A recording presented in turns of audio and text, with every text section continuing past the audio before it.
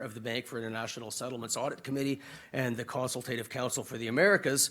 And although his bio doesn't mention it, I thought you should also know that he is a kayaker and an avid Star Trek fan. He lives in Ottawa with his wife Valerie, has 2 children and 2 grandchildren. Steve, thank you very much for being here.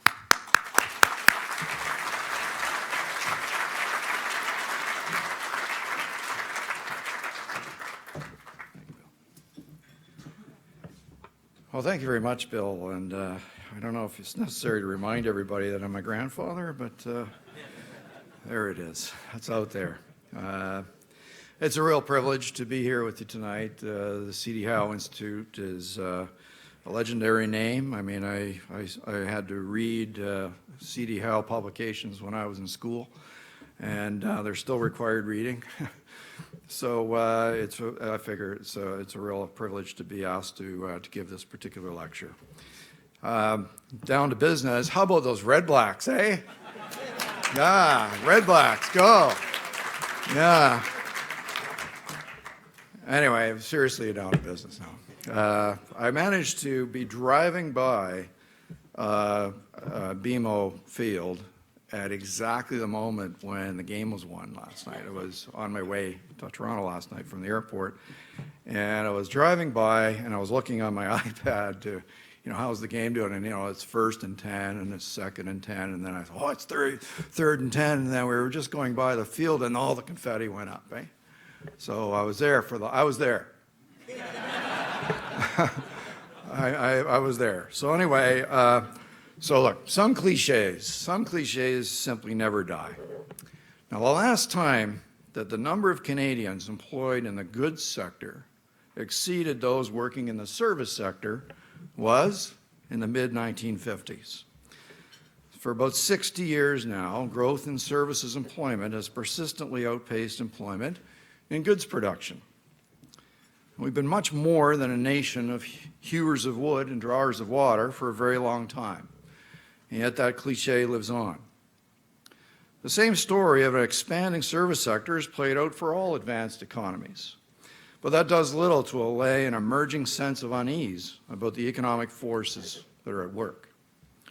Here in Canada, this sense of unease has been compounded by 2 significant shocks to the economy.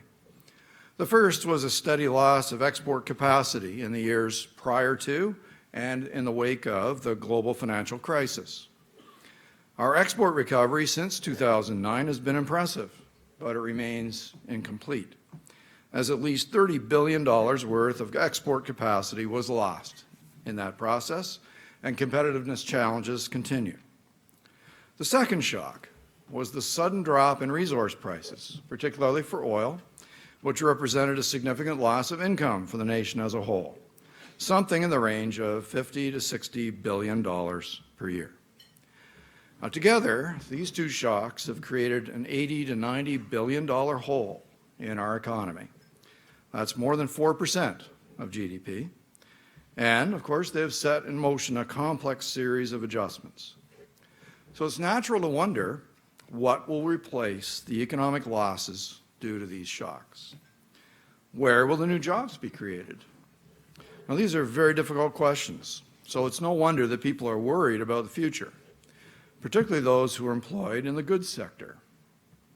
In the circumstances, skepticism about the benefits of technological change, globalization, and international trade is understandable. Now, we need a strong and open dialogue on these issues, and I hope to contribute to that conversation this evening. But let me start with my conclusion. I strongly believe that the continued expansion of our service sector is pointing the way toward full economic recovery and the return of sustained natural growth. Now, the phrase hewers of wood and drawers of water, it comes from the Bible. But it was the Canadian economist Harold Innis who used it in his 1930 book entitled The Fur Trade in Canada to describe our traditional economic dependence on resource production. Now, obviously, there's always been and there always will be some truth behind that cliche. Resource production, particularly agriculture, dominated our economy in the years immediately after Confederation. But by the end of the 1920s, Canada had become primarily an urban, industrialized economy. By the mid-1950s, the share of manufacturing employment had reached about 1/3 of the workforce. This share, though, has been declining ever since, while the service sector has continued to grow both in absolute and relative terms. Today, more than 80% of working Canadians are employed in services. Fewer than 20% produce goods, and manufacturing makes up less than 10% of the workforce. And the question is, how far can these trends go? Well, we should never forget that Canada is fortunate to be endowed with a wide range of natural resources that represent an important source of future income. We all know that economic diversification is a good thing, but people sometimes seem to lose sight of the fact that it's much better for a diversified economy to have a significant endowment of natural resources than not. The fact is, there will always be global demand for our food products, our forest products, energy, metals and minerals, and so on. And there will always be a market for innovative, high-quality manufactured products from Canada. Canadians are and will continue to be competitive in these markets. But that leaves open the question of how many Canadians are likely to be working in the goods sector in the future. And I'm not sure that we can forecast such things. But since 2001, total employment in goods production has fallen overall, even though output of goods has risen by 14% in that same time frame. Furthermore, for every job that was lost in the goods sector since 2001, about 30 jobs have been created in the service sector. So here are the numbers. Looking at the latest data, goods employment has dropped by about 100,000 jobs since 2001, while service sector jobs have grown by just about 3 million. Now, it's at this point in the conversation that we often hear some other cliches. One is that the only workers who actually create value are those who produce tangible goods, things that hurt when you drop them on your foot. Now, another cliche is that service jobs are generally low skill and low paying. Now, the reality, of course, is quite different. The service sector is widely diverse in both skills and pay, even though the average wage in services is lower than in goods production. But it probably won't surprise you that the average wage in the finance and insurance industry is higher than in manufacturing. So is the average wage in transportation and warehousing. And together, those two industries employ more Canadians and produce more output than all of Canada's manufacturers. Now, economists' understanding of the evolution of economies is based on hundreds of years of history. Advances in technology lead to higher productivity, greater production, which in turn permit the development of new economic activities and increased specialization in jobs. Over time, the lion's share of these new activities has arisen in the service sector. Joseph Schumpeter called this process creative destruction, because improving how we do things destroys the old while creating the new. And the key facilitator of this growth process is trade, both domestic and international. Otherwise, we would all have to be jacks of all trades. So let me illustrate with some Canadian experience. At the time of Confederation, about half of working Canadians were employed in agriculture in one form or another. Of course, technological advances led to enormous increases in productivity, creating opportunities for people to move away from farms and into cities.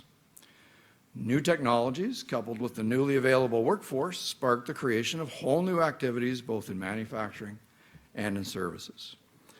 By the 1920s, only 1/3 of Canadians were still involved in agriculture. By the 1950s, that figure was down to 15%.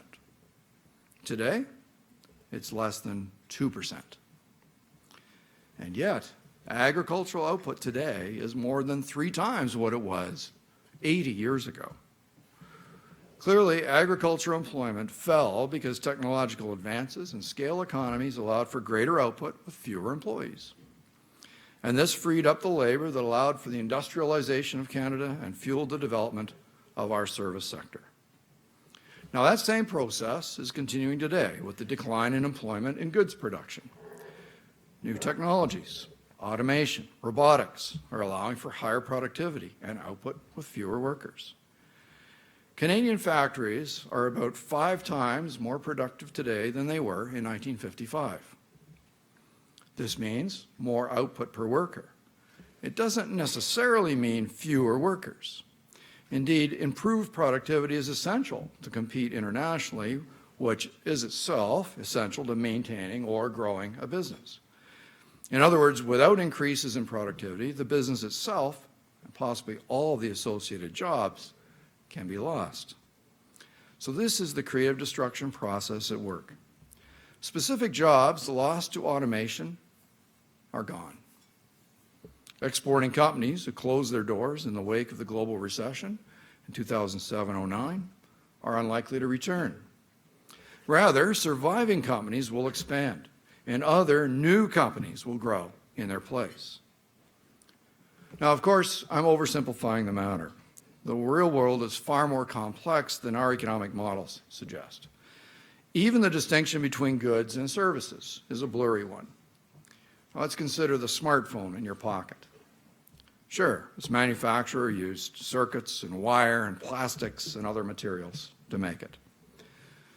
But they also needed research and development, engineering, design, software, transportation, trade, finance, legal, sales, and accounting services. And of course, the best job of all, the chief economist. And for sure, your phone would be totally useless without telecommunications services, not to mention after-sales service, including a call center to help with problems. So rather than a dichotomy between goods and services, it's much more useful to think of a spectrum from raw commodities at one end and pure services at the other.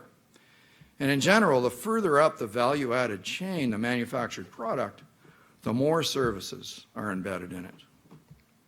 Now, there's reason to believe that the Canadian economy has a comparative advantage in some of the service categories I just mentioned, as well as others, such as tourism, for instance. We have the necessary ingredients: a highly educated labor force supported by strong universities and colleges, entrepreneurs with access to business incubators, a beautiful and interesting country that many would like to visit, a multicultural workforce that helps us to serve domestic and international markets. And that comparative advantage has been strengthened by the decline in the Canadian dollar in the past couple of years, which of course itself is a symptom of falling resource prices and a facilitator of the rotation of growth from resource production to other sectors. So, how can we fill that economic hole that I spoke of earlier? Well, of course, monetary and fiscal policies are doing their part to support the recovery. But can growth in the service sector play a role? Well, it already is. And we can expect its contribution to grow further in the years ahead. Since the onset of the global financial crisis, growth in Canada's service sector has been stronger on average than in the goods sector. Most of the employment growth seen in Canada since late 2014 has been in service industries that pay above average wages, helping to support national income. Service is also a very bright spot in the export picture. Exports of services have continued to grow, both relative to goods and in absolute terms. In the first half of this year, Canada was on pace to export more than $100 billion in services. That's $25 billion more than 5 years ago. Now, at a time of sluggish trade growth worldwide, exports of Canadian commercial services, such as engineering, research and development, and financial services, have grown by more than 5% per year since 2000. And tourism exports are now generating close to $17 billion a year. That's more than $2 billion more than 5 years ago. We're particularly excited by recent developments in IT services. We're seeing increasing numbers of foreign companies locating the IT service components of their supply chains here in Canada. The publication FDI Markets reported that during 2015 and the first half of this year, 65 projects were announced or launched by foreign companies in knowledge-intensive services, such as smartphone apps, custom computer programming, right here in Canada. It's worth noting that last year, the average wage across these highly digitalized industries, which includes IT services, was around 17% higher than the average Canadian wage. Now, the bank recently conducted an in-depth survey of about 50 exporting companies and industry associations in the IT sector. Bank staff asked many of the same questions that we ask in our Business Outlook survey, lovingly called the BOSS. They found that IT service exporters were much more optimistic than the average Canadian company. And many of these firms, which are located right across the country, reported double-digit sales growth. Most of them said they expected sales growth to continue to be strong, particularly export sales, and fully 3/4 of them are expecting to hire more people. Not one said they're looking to cut employees. Now, a large majority said they're looking to invest in research and development, and nearly half said they're planning to boost spending on physical investment. But these companies aren't typically planning to invest in what one would traditionally think of as industrial machinery. Rather, they're investing in equipment, such as computers and software. And of course, the other place where these companies are investing is in people. The companies in the survey who said they would have difficulty meeting an unexpected increase in demand almost unanimously cited a shortage of skilled workers. In fact, the idea of physical capacity is almost irrelevant in the industry. To increase sales, firms need to hire, possibly train, sales and support staff, programmers, developers, computer engineers. Now, the data are limited, but our evidence suggests that firm creation in this industry is above the average of the rest of the economy. Output has grown by more than 15% since the start of 2011, a faster pace than the rest of the service sector and more than double the pace of the goods sector. And in the past 5 years, this industry has grown by close to $8 billion and now represents more than 3% of Canada's economy. This is the kind of creation that follows the destruction. Now, these are just some of the channels of growth that we expect will replace what we've lost in the past few years. And there will be contributions from our more traditional exports. Agricultural exports, for example, have grown by more than 13% in the past 5 years, including $2.4 billion in canola and pulse crops, specialty crops. Pharmaceutical exports have grown by $7 billion in that same time frame. Machinery equipment, $3 billion. Furniture, $2 billion. And even my favorite category, other, because that's where they put the companies they don't know where they fit, right? These new things that they're creating. That's grown by $1 billion in the past 5 years. So when you put all these examples together, you can see that we are making real progress in filling that hole that I talked about earlier. The process has been gradual, more gradual than we would like, of course. But based on the progress recorded to date, we have every confidence that the economy will find its way back to full output. As these new sources of growth add up, we'll gradually absorb our excess capacity, we think sometime around mid-2018, and inflation will converge on our 2% target from below. Now, I'm not suggesting that this complex adjustment process is somehow automatic and that there's no role for policymakers to facilitate the adjustment. On the contrary, the conduct of monetary policy must manage uncertainty as a matter of routine. Uncertainty about the economic outlook, about unobservable variables such as potential output, and so on. And it's the nature of economics and economic models that we should always express our expectations in probabilistic terms, that is, a number surrounded by a margin of error, and make policy decisions that carefully weigh and manage those risks, both upside and downside. In short, monetary policy is not at all like engineering. And it's the job of the central bank to understand and monitor these new growth channels very carefully. And doing so is essential to providing a stable and low inflation environment in which new businesses can thrive. The evolution of our economy poses issues for both economists and statisticians. The American economist Robert Gordon has written extensively about the challenges involved in measuring concepts such as output and productivity after advances in technology change the nature of work.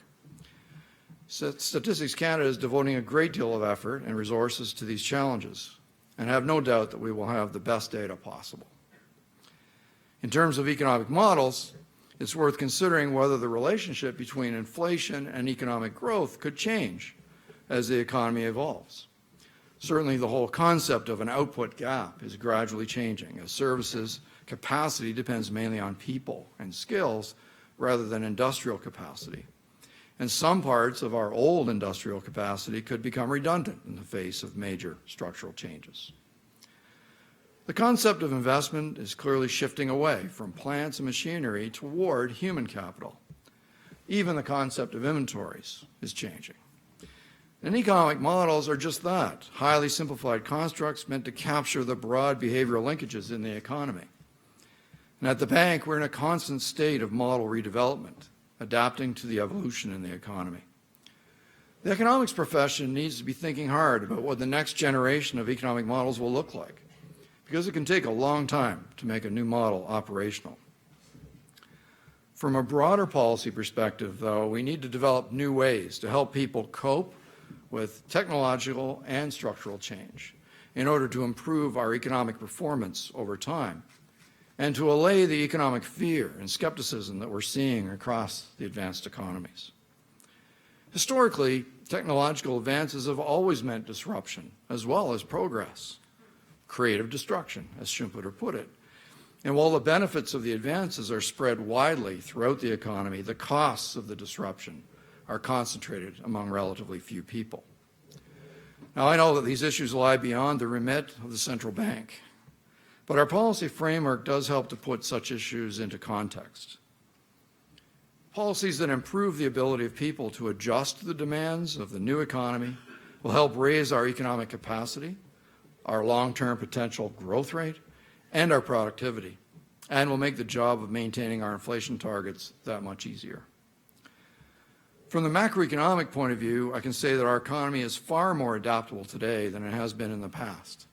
But that performance can be enhanced by finding ways to ensure that our various educational, apprenticeship, immigration, and employment insurance programs all work well together with the on-the-job training commitments of employers.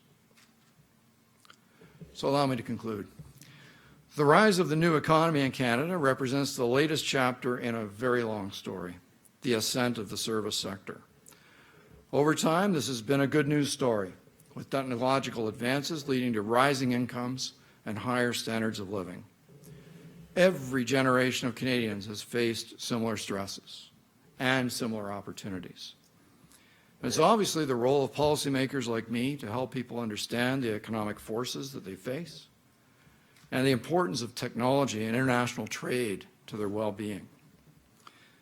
But no one understands the importance of these things to a typical Canadian worker better than their employer. I cannot think of an audience that understands these issues better than those who are here tonight. So I ask you to join with me in helping explain these forces to your employees and the public at large. And I ask that you consider innovative ways of matching good people with good job opportunities. These are some of the ingredients of the confident future that Canadians all deserve. I thank you very much.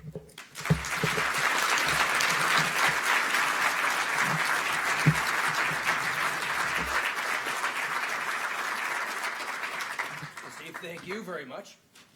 We now go to our discussion. A couple of points. We are still on the record. The lights are relatively bright, so even if I know you, I may have to resort to the index finger. Please don't take offense. Just put your hand up if you have a question or a comment. We have mic runners, so if your hand is prominently displayed, a microphone will come to you. An astute member of the group asked if our plan was to keep you here until after midnight when Giving Tuesday would start. That is not the plan. We are going to close up by 9 p.m. and the governor has a press conference then. So, who would like to go first? All it takes is one hand.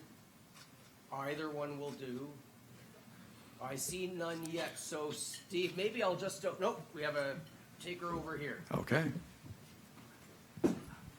Thank you, Governor. What do you think the role of our universities and colleges play in this transition, particularly around the technology growth that you mentioned from a service sector perspective?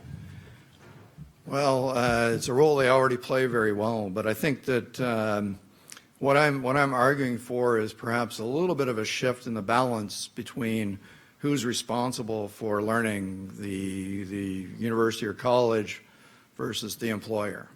And the idea that we can just go out and get exactly the right person to fill our role, I think is a very difficult thing to accomplish for any system, no matter how great an education system we have. Because the world is changing as fast as it is, what we need is people to be smart and adaptable and to have encountered a lot of different experiences in school so that they're ready to go into a new environment and learn on the job what they need to do in that job. So I think, we've historically tended to get kids to specialize at kind of an early stage, and then they're disappointed if there's not a perfect match for them. So if we can persuade them to be more smart generalists than super smart specialists, there'll always be a place for that, but I think we need more of the generalists to come out of our system, and then employers will find it easy and they won't be disappointed, right? They're going to get a cool job that they're going to learn on the job. So that's kind of my point in this. There's nothing wrong with the education system. Thank you. We have a bid. I think it's Jamie over at the wall. Okay. Thank you, Governor Poloz. If I was working in the oil sector, if I'd come in from Calgary to watch the football game, I'd be a little bit worried about your comments about resources and the role in the economy. Could you elaborate a little bit about the future of resources within this ascendancy of services? Sure. Well, I think that, as I said, we're blessed with resources. We're much better off being a diversified economy with resources than other economies I could name that are diverse but don't have resources. So diversity includes resources. And I suspect that we will always be in that business. In fact, I fully expect that. And we're going to be in a business, though, in which technology is improving the productivity there, just as it is in other sectors of the economy. And that will mean that the growth that incomes that comes from that will end up creating growth in other sectors of the economy. That's the standard process that we go through. So it may be that we'll have, we know we've just gone through a phase where we're, in effect, downsizing that industry compared to what we were at with $100 oil. I think, though, that we've put most of that bad news behind us, and we're poised now to continue to grow along with the rest of the economy. So I don't see there's an issue there, and I think there's plenty of room for that growth to happen, and it's, of course, very profitable as a country to have that business. So I think it's profitable for everybody. Thank you. We've got a mic going there. Maybe I'll just, while it's being delivered, ask a question if I could myself. And you made an intriguing comment about the output gap, and I wondered if you could share with us some of your thinking, and I'm sure it's a lively topic of debate inside the bank, of how to measure the output gap in an economy that is so much more dominated by services, and you can't sort of look at an idle assembly line. Right. It's still a meaningful concept, I presume, but what about the measurement challenges? It's a meaningful concept, Bill, and I think it always will be. And, at the bank we have basically two approaches to do this. One is a purely statistical approach, almost mechanical, based on the performance of the economy. The other is structural, which is driving it out mainly through the labor force developments and participation, and of course the capital stock. So the concern you have is when you're going through a major transition, which we are today, some of the capital stock may be abandoned, or it may just kind of go idle, and it gets reused in a different form later. Well, while it is idle, it's not part of the potential of the economy, right? So what you're watching is for other investments to kind of replace that capital stock in terms of output capability, which is a broader concept than industrial capability. And that comes from having the right workers in the right place at the right time and allowing those growth stories to happen, especially ones that are tapping into international markets. So I think that primarily I'm talking about a transition phase. I think that when the dust settles on this, we'll always have problems staying up with potential, because as through history, technological change has always made it hard to figure out.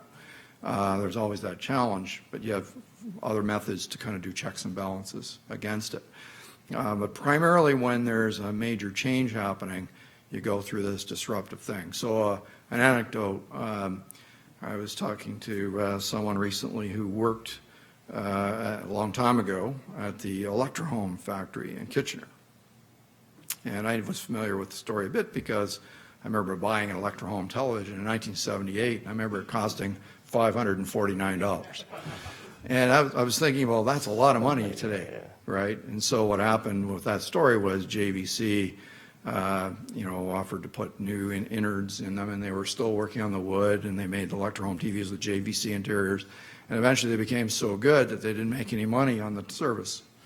And so, but that factory today, it now houses another company after a long transition period that makes laser light show type of equipment, stuff that flashes the scenes onto the ice at the arena and stuff like that. Is Christie. So that's and where you would call that factory redundant at first, and then it eventually evolved, and now it's used for a completely different purpose. So those kinds of transitions are very hard to capture as a macroeconomist. You know what I'm saying. So, but that's okay. We'll figure it out. Based on the whole, which I said the whole was about 4% of GDP, it kind of looks like we might have filled around half of it, and you're kind of like still around 1 to 2% of GDP is still our excess capacity, and there's probably some more hidden because a lot of youths have dropped out of the workforce, and I expect they'll come back in as we get closer to home. Thanks very much. I'm sorry I made you wait. Please. Yes. Oh, no, that's fine. Thank you so much for speaking to us tonight, and thank you to the C.D. Howe Institute for inviting some students.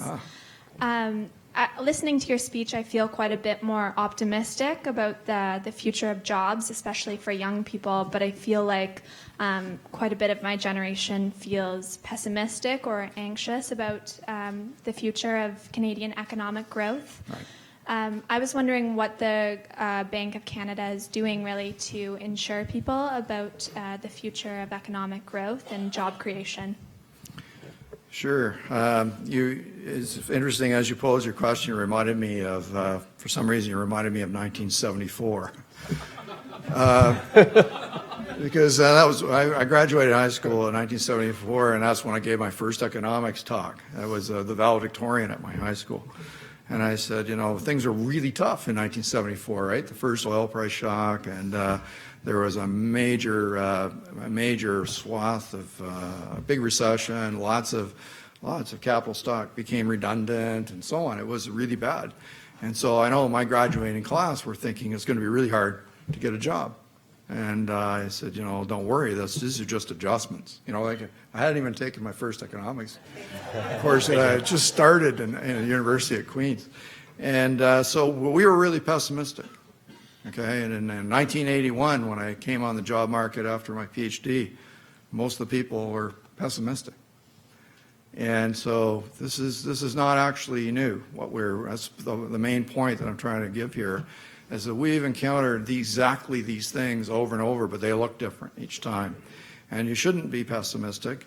But from the Bank of Canada's point of view, what we do is we say, well, in order to keep inflation low and stable, we have to provide considerable stimulus to the economy in these conditions. And that means we're fostering the conditions that favor firm creation, new companies growing. We've got those conditions out there, and they are, as I've referred in the speech, they are happening. And it's just that in some of the traditional areas that we've been watching, they've underperformed given the challenges that they face, many of which I've mentioned. And so the growth is there, it's beneath the surface, and in some places it's kind of jumping up at us. And so I'm glad that you took an optimistic sound from the speech, because that's how it's intended. But it is a slow-moving story. It's turning out to be a long movie, longer movie than we thought. Thank you for that. We now go to a hitherto quiet part of the room. Paul? Paul Hill from Saskatchewan. Recently, we've had a pretty major event south of the border, and a redirection of the U.S. economy coming forward, growth. And let's assume that reduced taxes, reduced regulations, increased infrastructure spending, and the other elements that they're planning to do brings about a 3 to 4% growth rate, maybe a 5%, some people are saying, in the U.S. And on the other hand, we maintain basically growth rates or anti-growth policies, such as taking more money out of the hand of individuals through carbon, and also more increased energy costs to make transformations to a different environment. And those continuing policies running up against what the Americans are doing on the other side. So you're not on the fiscal side, but you are on the monetary side. What do you do in that environment? Well, okay, there was a lot of... A few assumptions. Yeah, that's right. There were a lot of assumes in there, Paul, and so that's one of the things that we don't do, is to assume. So I'm of course aware that a number of things were said during this campaign, but we're not in a position to take them on board or build them into our thinking until they actually occur. And so that's standard practice for us. We don't even assume things about Canada, even though we're very close to that situation. So we will deal with whatever shocks come our way, given the framework, which is to keep inflation low and stable. Now, a number of the things that you've mentioned, of course, are potentially negative things. That at the moment, of course, markets have run away with, I think, what they think is more of a positive thing, but that's the part that they think they can identify. So we'll have to see. But I gave a speech at the very beginning of the year saying that we had all of the ingredients of a divergence in monetary policies, and I think that those conditions remain intact. And that story is based on the fact that we are still dealing with the aftermath of the oil price shock. In the U.S. economy, that shock actually is a net positive for the U.S. economy. So back at the beginning of the year, we said this year the divergence in those two economies, ours and the U.S. economy, is probably going to become clearer. We've had a significant setback. If we hadn't had the oil price shock, I think the two economies would have been pretty close to the same situation. But we've had sort of a 2-year kind of setback in our progress because of the oil price shock. And the main thing there is that the Banque du Canada will conduct its policy independently of what's happening in the United States. That doesn't mean that it doesn't affect us, but that's a calculus that we can do. Bond yields have crept upwards in the last few weeks. Of course, ours have crept upwards along with global bond yields, and that's something we have to build into our calculus as we go forward.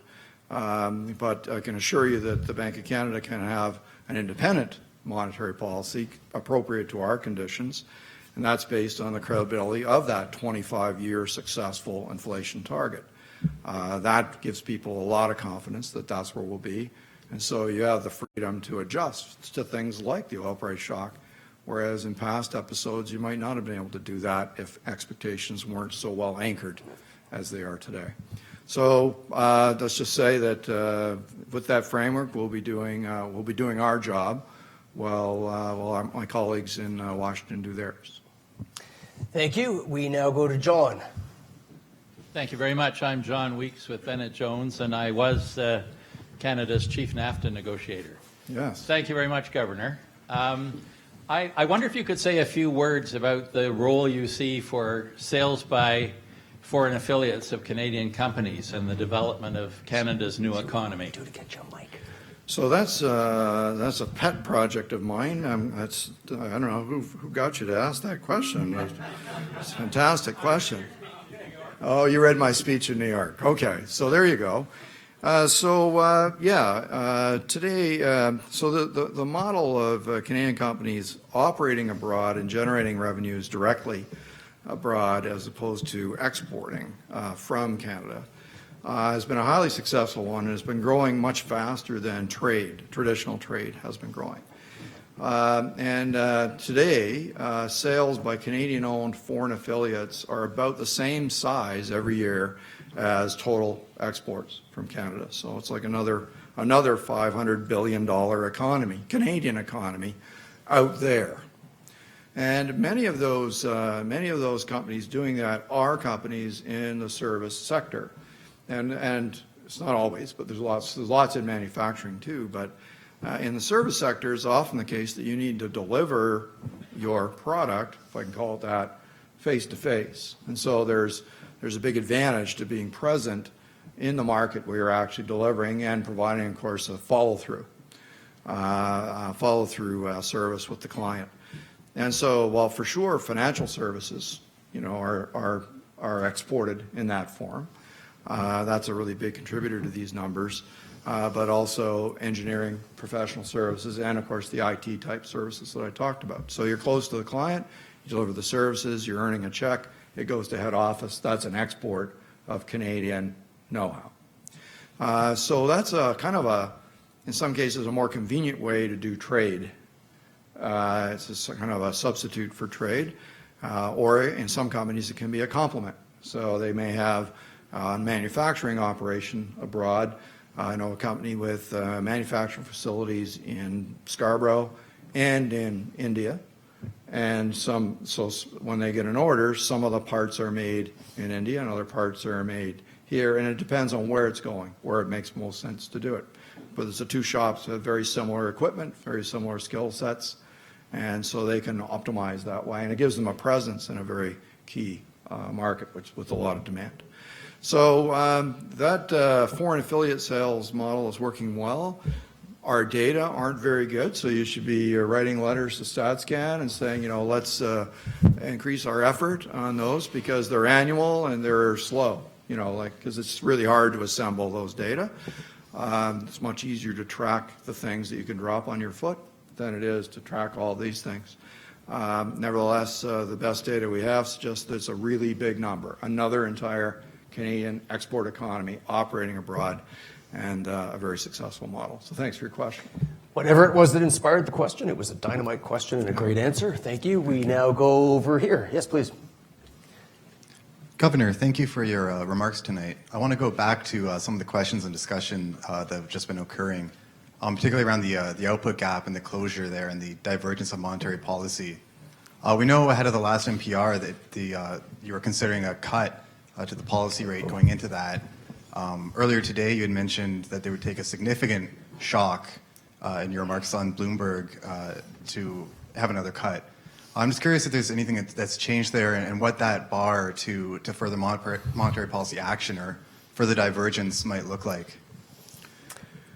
So just to remind ourselves of the situation in October, we had said actually in September at our previous decision that the evidence that had been following through over the course of late summer and into early fall was underneath our expectations. So it seemed likely to us that the risks on our inflation forecast were tilted to the downside. So it means your inflation is likely to underperform your target longer than you thought, right?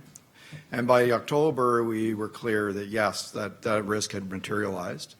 And so we built it into our forecast. And having done all that, it showed that there would be a larger, more excess capacity for longer and a longer period during which inflation would remain below target. Sufficiently extended that we actively considered whether we should try to speed it up, okay, by cutting rates further. So that's what we said in October. But we said that at the time there was enough uncertainty, more uncertainty than usual around. Some of it was political, obviously. We were still watching the U.S. election.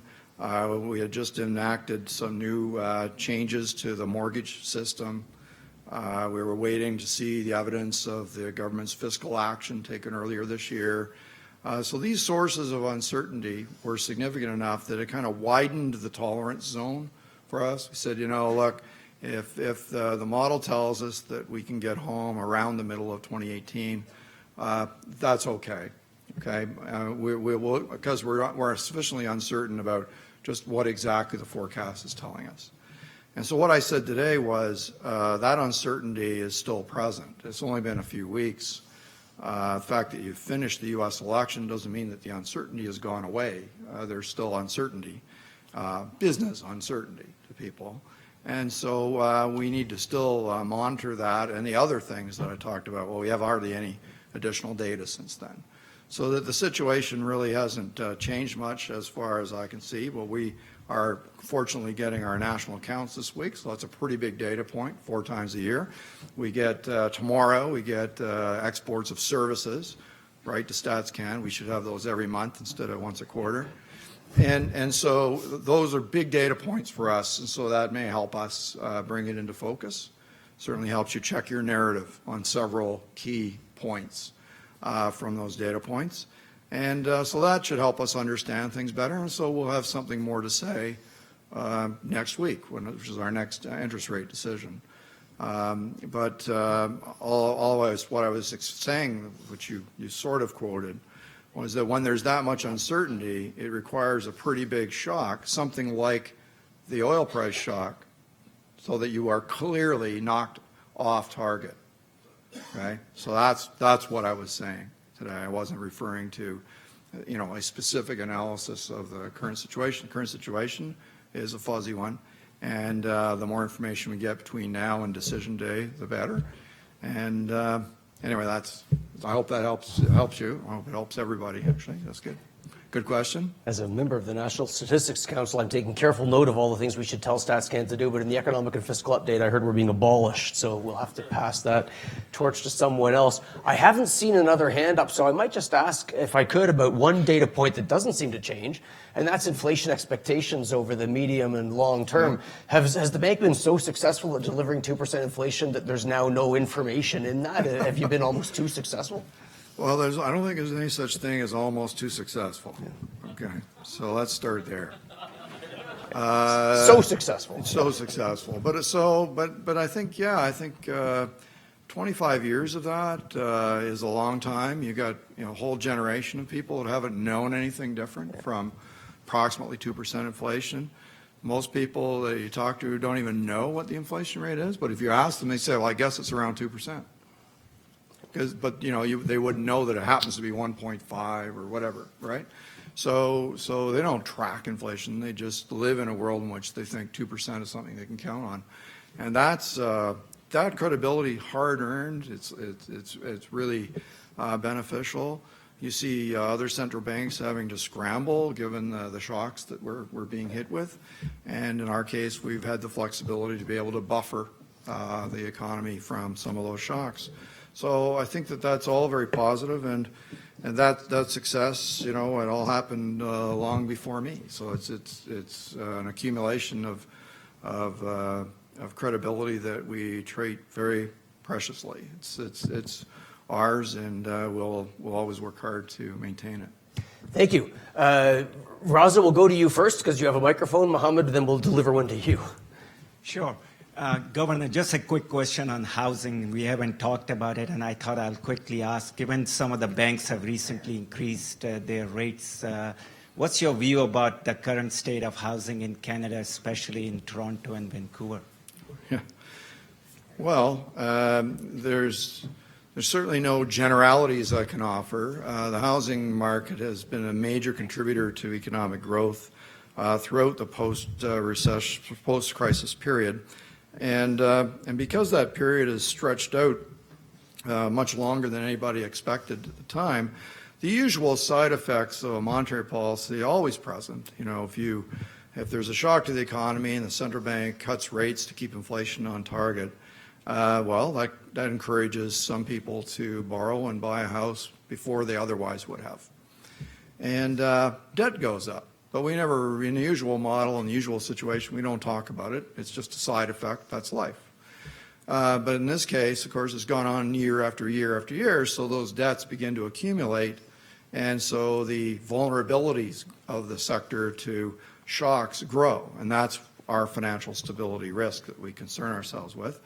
That is that if there were a shock in the world economy that caused our unemployment rate to rise or caused interest rates to rise unexpectedly quickly, that we could have a magnified impact on the economy and on the financial system from this vulnerability of high debt.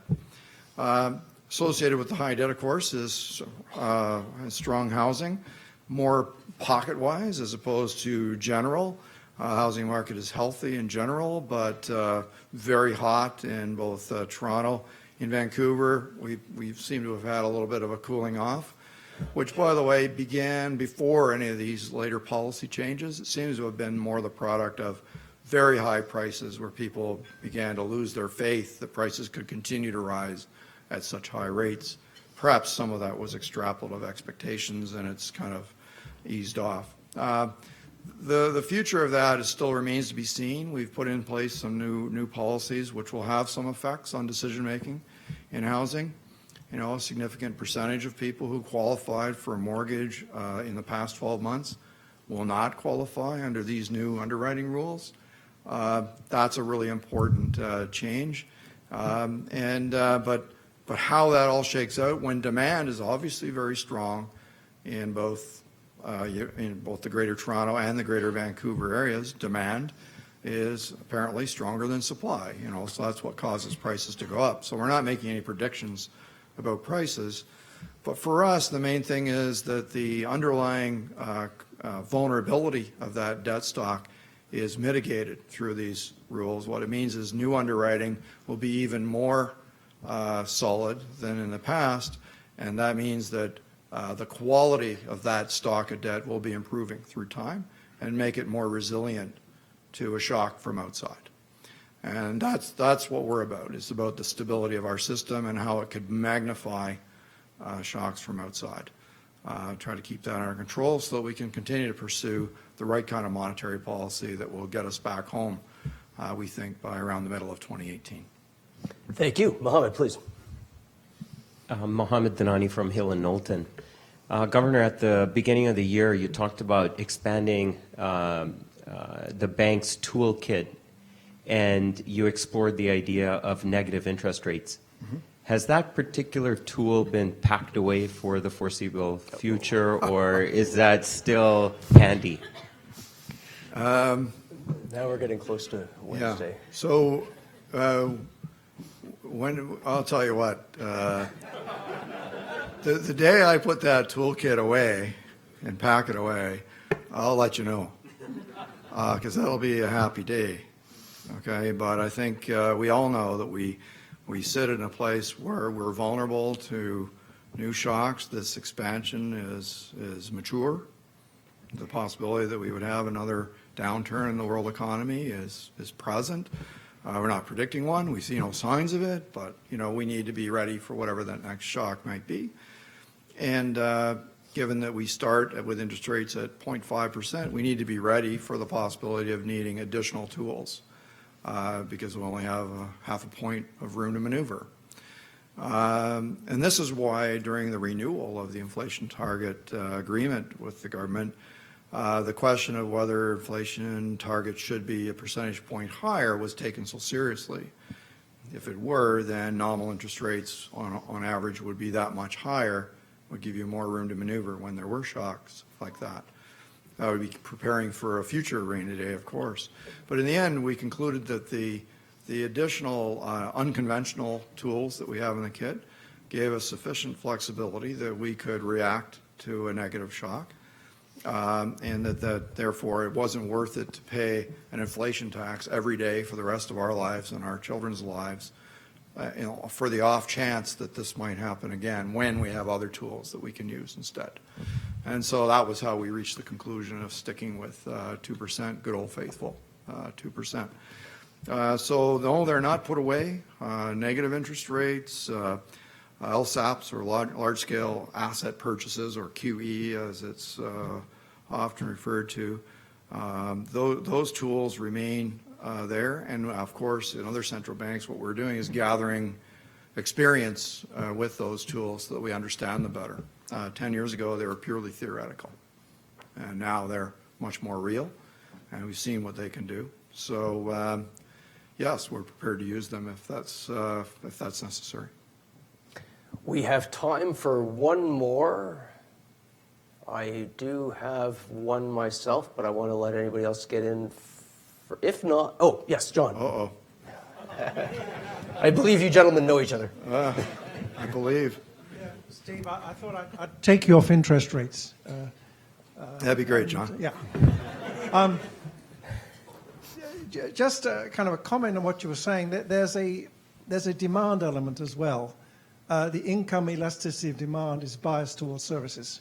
As people get better off, Yes, they demand more services yes, as opposed to goods. that's right. And that's a very fundamental driving force in evolution of the economies around the world. And from Canada's point of view, it has to buy into that shift that's towards services. I mean, goods production, goods consumption increases, but services is where the future is. That's absolutely right. So yeah, that's part of that. That's where that long-term trend line comes from. As you, if you picture someone who is freed up from their job on the farm and can move into something else. Well, now maybe they were growing their own food before, but now they're going to do something else. That specialization means they're going to buy food from someone else, and by the way, they're going to buy all those other things that they no longer have time to do for themselves, which are services. And when that shift happens, it always leans towards more services. And you think about what you pay for on a daily basis, and think about what's a good versus a service. And you may buy a good a couple of times a week compared to what you do every single day in terms of services. And that's just the way it is. And those specialists provide those services to us, and many of us work in the service sector too. So there's kind of like, that's how we get along without being a jack of all trades. And that adds massively to the efficiency of the economy and gives us a far higher standard of living than we would have if we didn't do that. And it's that process of substitution, which I think is a force of nature.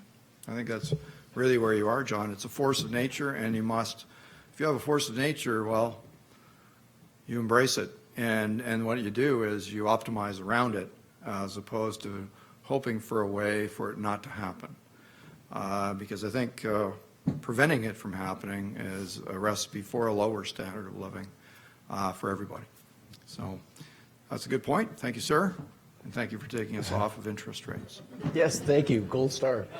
Steve, you've certainly earned the right to sit down and prepare for your press conference with a sip of water or whatever else is handy. Thank you very much.